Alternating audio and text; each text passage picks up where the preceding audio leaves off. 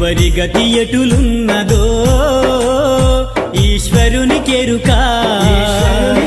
ఎవరికి విధముగా జరుగునో పరమాత్మకెరుక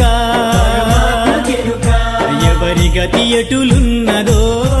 ఈశ్వరునికెరుక ఎవరికి విధముగా జరుగునో పరమాత్మకెరుక ఎవరి స్థితి ఎటులున్నదో